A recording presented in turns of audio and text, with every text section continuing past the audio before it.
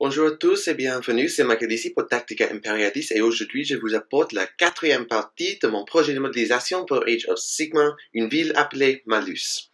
Aujourd'hui je vous présente une unité pour mon armée et aussi le schéma pour les bases car j'ai décidé de créer un schéma de base, j'ai eu des idées dans les commentaires et dans des discours avec mes amis et j'ai décidé sur quelque chose et je veux vous présenter ça aujourd'hui aussi. L'unité aujourd'hui, c'est probablement la meilleure unité pour démontrer le schéma pour l'armée, car entre les manteaux et les détails d'or, etc., c'est un peu moins facile d'avoir les détails de l'armée noire pour les modèles, et donc cette unité aujourd'hui, c'est probablement la meilleure unité pour démontrer ça. Je vais commencer en discutant l'unité en général, le schéma et les idées concernant les stratégies, les tactiques pour leurs armes, etc., etc. Et après, nous allons discuter le schéma de base. Et une chose que j'espère que vous avez trouvé pendant cette série, c'est que on peut créer une armée présentable qui est assez peut-être pas jolie, mais qui n'est pas trop mal en concernant les regards, mais qui est aussi facile et qui n'ont pas besoin de beaucoup de peinture, car j'ai dit plusieurs fois, je n'utilise que 2 ou 3 peintures pour chaque composante de l'unité, de l'armée, etc. Et donc, j'espère que c'est quelque chose un peu inspirante, car quelqu'un m'a donné quelque chose sur Twitter qui a démontré qu'ils ont été inspirés par la série pour créer leur propre armée de Stormcast, et c'était un très bon moment, un très bon sentiment pour moi, voyant que vous avez été inspirés comme ça. Alors, je pense que c'est tous pour l'introduction. Ouais, c'est tous. Et donc, nous allons commencer en discutant de l'unité. Nous allons voir 5 modèles pour commencer. Et nous allons changer pour voir les autres 5 quand nous discutons le schéma de base et les idées pour l'avenir, car j'espère que je vais jouer encore avec l'armée. Nous pouvons voir les développements pendant ça, etc., etc. Et c'est pour la prochaine fois. Et donc, commençons maintenant. C'est la quatrième partie d'une ville appelée Malus. Commençons. Et voilà, un demi de l'unité que j'ajoute aujourd'hui, 5 libérateurs avec un prime et un grand marteau, et les figurines en général ont les marteaux de guerre et les boucliers de Sigmarite. Et c'est cette figurine-ci qui démontre pourquoi que j'ai choisi, autre que les histoires, d'avoir une armée des fils de Malus. C'est les boucliers. Car l'autre schéma de peinture que je suis allé choisir, c'était les Anvils of the Heldenhammer. Je ne sais pas la traduction malheureusement, mais le bouclier et les épaulettes, ils étaient noirs au lieu de violet. Et pour avoir un peu plus de variété de définition de couleurs, j'ai choisi les fils de Malus pour avoir le violet, un peu plus de variété de définition, etc., etc. Et c'est pourquoi j'ai choisi ça. Et vous allez voir ça un peu plus à l'avenir avec les autres modèles, avec les boucliers, etc., etc. Mais le schéma, c'est normal pour l'armée par maintenant. Il n'y a rien de différent. Et comme j'ai dit la dernière partie de cette série, il n'y a pas beaucoup de variété entre les schémas unité à unité. Car ce que je veux dire, c'est que chaque unité est fait dans la même manière. On refait le schéma pour tous les modèles. Il n'est pas répétitif, mais les discours sur les modèles, c'est un peu la même chose, car j'ai déjà discuté le noir, l'or, le rouge, etc. Mais je pense que c'est les meilleurs modèles pour voir le noir. Comme j'ai dit pendant l'introduction, je vais tourner cet homme ici. On peut voir, il est un peu de gris, on peut voir la brosse sèche de Mechanical Standard Gray qui définissent les côtés et les sections un peu plus élevées, etc., etc. C'est pas trop, mais c'est un peu meilleur que simplement oh c'est noir. C'est noir et c'est ça. C'est un peu plus de variété. J'aime ça vraiment. Maintenant, discutons des armes, car les libérateurs, c'est l'unité le plus euh, euh, diverse, plus variée concernant le choix des armes. On peut avoir un marteau de guerre avec un bouclier, ou on peut avoir une lame de guerre avec un bouclier, ou on peut avoir deux marteaux de guerre, ou on peut avoir deux lames de guerre.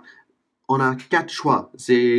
Je pense que c'est le plus de choix qu'on peut avoir pour une unité de Stormcast de tous. C'est comme ça, c'est génial. Et j'admets que je dois faire un peu de contradiction contre ce que j'ai dit pendant la deuxième partie de cette série en discutant des chasseurs d'avant-garde.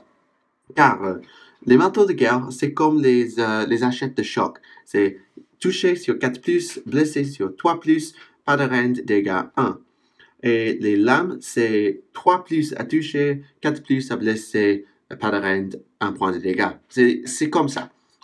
Mais si on se souvient les calculs que j'ai fait pendant la deuxième partie, on sait que si on ajoute +1 à toucher, le lame est un vrai petit peu meilleur que les manteaux. C'est presque négligeable, mais c'est comme ça. Et il y a une règle pour les libérateurs qui est en anglais Lay Low the Tyrants. Je n'ai pas la tome du combat pour les Stormcast, donc je l'ai en anglais mais pas en français. Je ne peux pas la traduire malheureusement. Et ça veut dire que si un modèle de cette unité choisit d'attaquer une unité avec 5 points de vie ou plus, comme le cible pour cette attaque dans la phase de combat, on a +1 à toucher pendant cette phase de combat. Et donc, ça veut dire qu'on devrait choisir les lames sur les motos. Sauf si on peut avoir +1 à blesser pour annuler la modification. Et c'est 3-2 contre 2-3. Et c'est le même calcul encore. Et donc, peut-être je n'ai pas fait le bon choix.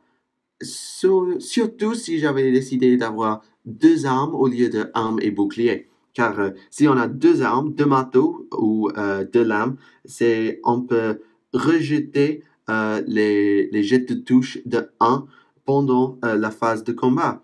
Et donc, ça aurait voulu dire que les lames auraient battu 3 rejetant 1 contre 4 rejetant 1. Et ça veut dire que les lames sont meilleures encore, et avec les +1, avec les Tyrants et un autre +1, et c'est même meilleur pour les lames. Et donc, pourquoi choisir les marteaux? Honnêtement, c'est une chose esthétique. C'est pour les images, les regards. Je préfère les marteaux. Et aussi, j'ai les haches et les lames déjà dans mon armée, avec les décimateurs, les chasseurs d'avant-garde, mon seigneur Aquilor, mon chevalier Heraldo. J'ai déjà créé les unités comme ça, et je voulais avoir un peu de manteau. Je sais que c'est un peu stupide, mais c'est comme ça. Et aussi, je ne suis pas très énervé si les libérateurs ne font pas trop de dégâts. Ils ne sont pas là pour faire les dégâts. Au lieu, je les veux être fortes en défense. Je les veux survivre les attaques comme quelque chose, un objet immouvable qui défendent pour permettre les unités puissantes comme les décimateurs ou la cavalerie pour intervenir et faire les dégâts qui sont nécessaires. Ça ne veut pas dire que les libérateurs sont, nous dirons en anglais, sans les dents, sans les dangers pour les ennemis. Si une unité de cavalerie isolée décide d'attaquer, il y a un risque à cause de l'élo de Tyrants, et c'est la même chose pour les lanceurs de sorts. Si on utilisait Sillon du Tempête pour téléporter au champ du combat, on peut arriver proche à un héros isolé pour lui tuer très rapidement. C'est pas parfait et c'est pas le rôle que je veux avoir pour les libérateurs, mais c'est quelque chose qu'on peut faire et c'est quelque chose à considérer si vous décidez d'ajouter les unités de libérateurs.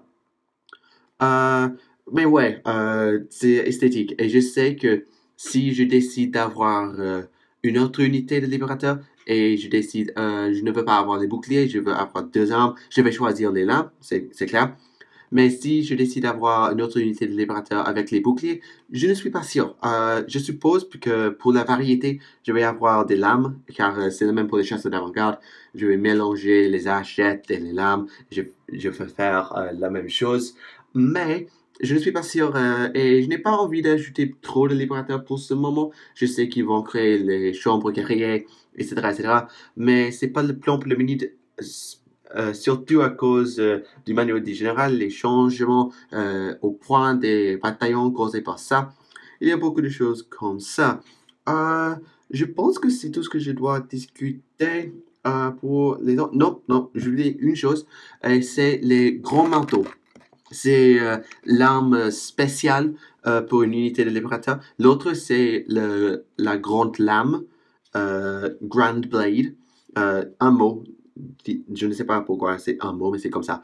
Ils sont identiques au marteau de guerre et les lames de guerre, sauf qu'ils ont un point de rend, ils ont rend -1, et aussi ils font 2 points de dégâts au lieu de 1. Et ça veut dire que les libérateurs avec les gros marteaux sont presque aussi puissants que les rétributeurs. Les paladins qui sont des rétributeurs, qui sont 2 attaques, 3-3, 1 rend, 2 points de dégâts. Le grand marteau, c'est 4-3, 1 rend, 2 points de dégâts, 2 attaques. C'est presque le même. Mais on ne peut qu'avoir 1 par 5, et donc c'est pas génial pour faire les dégâts. Mais j'aurais dit toujours qu'on devrait avoir les grands marteaux et les grandes lames.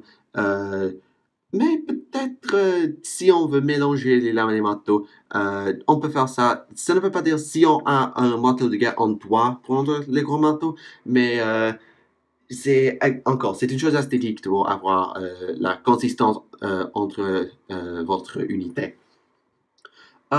Finalement, je vais discuter les défenses et le moral, car les libérateurs ont 6 points de morale, bravery, fidélité, quel est le mot dans les temps de combat, j'oublie exactement, et 2 points de vie par modèle, ils peuvent se sauver sur 4+, et avec les boucliers, on rejette les 1. C'est pourquoi on va avoir les boucliers pour la défense. On peut rejeter les jets de sauvetage de 1, qui est très bon. C'est pas très bon. C'est bon, mais c'est pas très bon. Et avec le moral de 6, sans les standards, etc., qu'on peut avoir dans les armées de Warhammer Fantasy au passé, comme les elfes ou les humains, les peuples libres.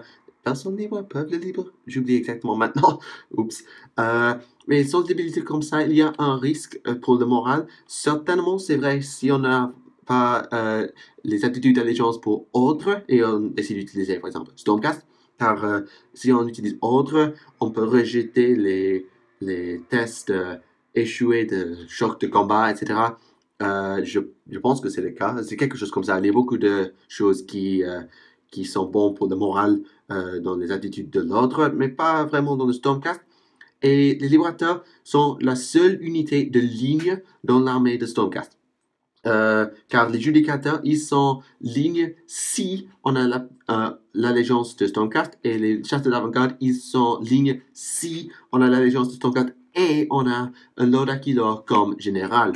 Et donc, je sais que si on veut avoir une armée de l'ordre, seulement l'ordre, on doit avoir les libérateurs en grand nombre. Ils sont 100 points pour 5, 20 points par modèle si on veut faire des calculs comme ça. C'est pas mal. Ouais, c'est quelque chose de considéré, mais je sais que je ne peux pas avoir les unités, désolé, les aptitudes d'intelligence pour ordre, car je vais avoir besoin d'avoir les aptitudes pour les Stormcast à cause des chasseurs d'avant-garde, car je devais être ligneux, les judicateurs, la même chose à l'avenir. Mais c'est pour l'avenir. Maintenant, je vais changer pour les autres 5 modèles de libérateurs. Et nous allons discuter le schéma de base que vous avez vu ici, mais nous allons discuter et je vais vous donner les autres 5 modèles pour faire ça. Et alors, nous avons la deuxième partie, la deuxième moitié, je suppose, de l'unité des libérateurs, notre 5 avec notre grand marteau et le marteau de guerre, les boucliers de Sigmarite, c'est comme normal. J'ai aussi inclus mon chevalier Erado et mon seigneur Aquilor, monsieur Briseur du Sang, à cause du fait que je ne vais pas démontrer les modèles exactement ici. Je veux démontrer le schéma de base, car vous l'avez vu un peu plus tôt. Et maintenant, je vais l'expliquer. Alors, c'est très simple. C'est 2 peintures. Et c'est une chose assez consistante avec le reste de l'armée. C'est simple, c'est rapide, c'est consistant, c'est bon. Alors, j'ai choisi d'utiliser une peinture de texture, Citadel Texture. J'oublie exactement ce que vous l'appellerez normalement. J'ai choisi Martian Iron Crust. C'était suggéré par le chef de mon magasin de Games Workshop. Et je l'ai fini. En effet, je peux vous montrer l'effet exactement de Martian Iron Crust. C'est mon chasseur, le prime de mon chasseur d'avant-garde. Il est ici, c'est comme ça. C'est la première effort. Je vais faire je vais les faire 2 fois pour avoir le bon effet. Mais c'est comme ça, c'est un peu plus orange, mais c'est un peu plus rouge ici. Et ça, c'est à cause de... Vous aurez pu deviner. Carroburg Crimson. Car pourquoi pas? Je dois admettre, j'ai acheté Carroburg Crimson pour quelle raison? Au passé, pourquoi est-ce que je l'ai acheté? C'était pour peindre Magnus the Red, je pense. Ouais, c'était pour Magnus. J'ai décidé maintenant que c'est peut-être une des meilleures peintures dans ma collection. Car c'est si utile. Mais ouais, ça crée l'effet comme ça, c'est rouge et c'est un peu plus profond de détails, mais c'est très simple et rapide. Le problème, pas le problème, le truc le plus long, c'est attendre que le Martian Iron Crust se sèche pour qu'on puisse continuer avec le Carroburg Crimson. C'est un peu plus long, mais c'est pas mal. Et j'ai fait ceci pour plusieurs raisons. Et la première, c'est car je l'aime. C'est une bonne contradiction contre l'armée noire, mais c'est pas trop d'une distraction, c'est pas trop brillant, trop attractif. C'est complémentaire au lieu d'être une distraction, et j'aime ça. J'ai eu des suggestions dans les commentaires pour le vert ou le brun, ou un mélange des deux. Par exemple, car si j'ai voulu mettre l'armée en Clyra, le royaume de la vie, qui est où l'armée se trouve maintenant, j'aurais pu faire ça, peut-être, mais l'autre choix, c'était de mettre en Akshi, le royaume du feu, qui est très rouge, c'est plus détaillé dans les histoires d'Age of Sigmar, et j'ai choisi ça. Peut-être que c'est car j'aime vraiment peindre le rouge. Si vous avez vu mes armées, j'ai une armée de orcs qui ont des armées rouges, j'ai commandant Farsight, j'ai mes ailes noires sont en rouge, j'ai les 1000 fils, les Thousand Sons qui sont en rouge pour l'hérésie d'Horus et Magnus the Red. Oui, j'ai beaucoup d'armées en rouge. Peut-être c'est pourquoi, mais c'est comme ça. J'ai une raison historique concernant les récits, etc. C'est justifié. Et alors, concernant les libérateurs, il y a une chose que je veux clarifier, et c'est pourquoi que je n'ai qu'une prime, qu'un libérateur prime. Pourquoi deux? Pourquoi pas deux? Car les boîtes de libérateurs contiennent 10 figurines et les unités sont 5 ou plus. Et donc, on peut avoir 2 primes utilisant les composantes dans la boîte. Mais pourquoi pas? La raison, c'est simple. Je ne veux pas avoir des unités de 5. Ou si je vais avoir des unités de 5, je ne veux pas séparer mon unité de 10 en 2 unités de 5. Si je vais prendre 10 libérateurs, ils vont être une unité de 10 libérateurs. Je sais que j'ai créé l'idée des assassins, les 5 libérateurs avec les 2 lames de guerre qui utilisent Sillon du Tempête pour arriver proche d'un héros dangereux pour le tuer très rapidement. Mais c'est pas mon objectif avec les libérateurs. Je l'ai dit un peu plus tôt. Je vais avoir une ligne de bouclier, quelque chose de défensive pour protéger mon armée et pour tenir les ennemis en place pour que les cavaleries, etc., puissent intervenir pour gagner le combat. C'est ce que je veux pour mes libérateurs. Et donc, je ne vais pas le faire comme ça. Peut-être si j'achète une autre boîte de libérateurs pour créer les 2 lames de guerre, je créerai 2 primes pour cet objectif, mais c'est pas pour le moment. Si je décide que je veux avoir 2 unités de 5, simplement, je déciderai que cet homme ici, avec le grand manteau, il va être le prime. C'est quelque chose qu'on peut faire en Age of Sigmar qui me confuse de temps en temps, car on peut donner les armes spéciales aux meneurs des unités, aux commandants des unités. C'est quelque chose que je trouve un peu étrange, ayant joué Warhammer 40 000 plusieurs fois. On donne les fusils de plasma, soit les jeteurs de flammes, etc. Ils sont donnés aux autres et les commandants disent quelque chose de différent encore. Mais c'est pas le cas en Age of Sigmar. Les armes spéciales peuvent être données soit aux primes, soit aux autres. Et donc, on a beaucoup de choix pour ça. Et donc, il sera la prime si je décide d'avoir 2 unités de 5, mais c'est pas probable. Et alors, c'est tout pour aujourd'hui, mais avant de la fin, je vais discuter un peu l'avenir de la série. Car la prochaine fois, nous allons voir une autre unité. Je n'ai pas décidé quelle unité je vais démontrer, car ça dépend de quelle unité je finis au début. Et donc, je vais démontrer ça. Et l'autre unité, entre les deux, je vais faire la partie après. Car la partie après ça, c'est le Noël. Ça serait environ le 27 décembre. J'oublie exactement les dates en ce moment, mais c'est comme ça. Et je ne vais pas créer une autre unité, je pense, entre maintenant et ça, à cause du fait que je vais avoir des examens et j'aurai besoin de voyager à l'Angleterre pour le Noël, etc., etc. Mais pendant cette vidéo-là, je pense que je vais faire ce que nous appelons en anglais unboxing, si je peux, pour Blightwar, car j'aurais acheté ou j'aurais trouvé dans ma possession une boîte de Blightwar, j'espère. Sinon, la semaine après, nous aurons une partie spéciale, après un peu de délai ou quelque chose comme ça, pour avoir l'ouvrage de Blightwar, l'unboxing. Nous ferons ça pour plusieurs raisons, mais c'est comme ça. Et alors, c'est ça pour l'avenir. Et après le Noël, pendant 2018, nous continuerons avec la série. J'ai plusieurs idées, mais je vais avoir besoin de créer mes unités de Blightwar, les Vanguard Hunter, les Vanguard Palador. J'ai plusieurs choses à faire. Je vais faire ça. Et après ça, nous allons voir. Donnez vos suggestions dans les commentaires. Mais je vais adresser très rapidement une chose. Le Seigneur Relictor, Lord Relictor, c'était suggéré plusieurs fois dans les commentaires, en anglais et en français. Et je dois dire quelque chose.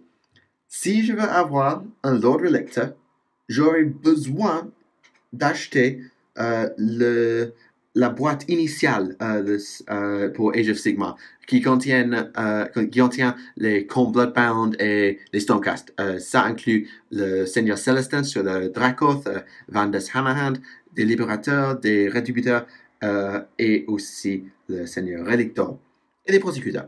Mais je ne veux pas faire ça à cause du fait que je ne veux pas des prosecuteurs pour le moment. 3 paladins ne font rien. Et je n'ai pas envie de beaucoup plus de libérateurs pour le moment. Ils ont besoin d'avoir les marteaux et les boucliers, etc. Et le Lord Célestin sur Dracoth, c'est utile, mais c'est pas essentiel pour l'avenir immédiat. Et donc, le Seigneur Elector, c'est pour l'avenir. Je suppose que je pourrais l'ajouter à la fin de la série. Et si Games Workshop décide de le mettre séparé, je l'achèterai sans doute. Et nous verrons ça à l'avenir. Mais c'est tout pour maintenant. Et j'espère que pendant les semaines venant, je pourrai jouer un jeu d'Age of Sigmar avec cette armée, créer un rapport de combat, mais je ne promets rien. Ça dépend. Il y a plusieurs de facteurs.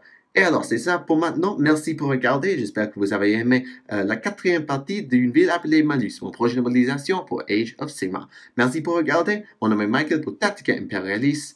Et au revoir.